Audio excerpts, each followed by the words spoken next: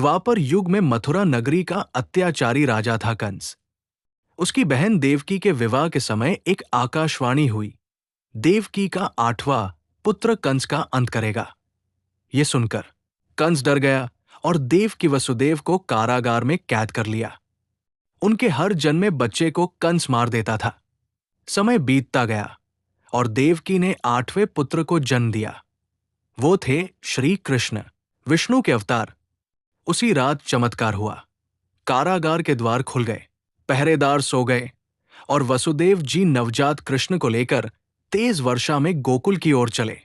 यमुना नदी ने रास्ता बनाया और वसुदेव सुरक्षित कृष्ण को नंद बाबा के घर पहुंचाए। वहां जन्मी कन्या को लेकर वे मथुरा लौटे। जब कंस ने उसे मारना चाहा, वो कन्या देवी रूप में प्रकट हुई और बोली, तुझे नाश करने वाला जन्म ले चुका है। गोकुल में नंद यशोदा के घर कन्हैया पले बढ़े। उनका बचपन अत्यंत मधुर था। गोपियों से माखन चुराना, ग्वाल बालों के साथ खेलना, बांसुरी की मधुर तान से सभी को मोहित करना। कृष्ण की हर शरारत में प्रेम था। गोकुलवासियों का मन उनसे ऐसा जुड़ा कि उनका हर दिन कृष्णमय हो गया। कंस ने कई बार राक्षस भेजे, पूतना, तृणावर्त, बकासुर, अघासुर, पर छोटे कृष्ण ने सभी का अंत कर दिया। उन्होंने यमुना में बसे जहरीले कालिया नाग को भी वश में किया और उसके फन पर नृत्य किया। इस घटना से गोकुलवासियों को बड़ी राहत मिली।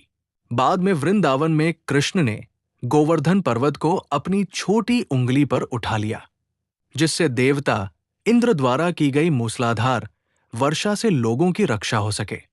इस घटना के बाद सभी ने कृष्ण को गोवर्धनधारी कहकर पूजा। यौवन में कृष्ण की बांसुरी की तान पर गोपियां मंत्रमुग्ध हो जाती थी, विशेषकर राधा। कृष्ण और राधा का प्रेम संसार के लिए शुद्ध भक्ति का प्रतीक बन गया। कृष्ण जब बड़े हुए तो वे अपने मामा कंस का अंत करने मथुरा पहुंचे। उन्होंने कंस को युद्ध में पराजित कर मार दिया और मथुरा को अत्याचार से मुक्त कराया। बाद में महाभारत के समय कृष्ण ने अर्जुन को गीता का उपदेश दिया, जो धर्म, कर्म, भक्ति और जीवन के सत्य को समझाता है। उन्होंने संसार को सिखाया कि न्याय और सत्य के लिए खड़े रहना ही सच्चा धर्म है। श्री कृष्ण का जीवन प्रेम, करुणा, सामर्थ्य और ज्ञान का सुंदर संगम है। उन्होंने दिखाया कि ईश्वर हमेशा भक्तों के साथ चलता है और संकट आने पर उनकी रक्षा जरूर करता है। जय Shri Krishna. Like and subscribe the channel for more Vani.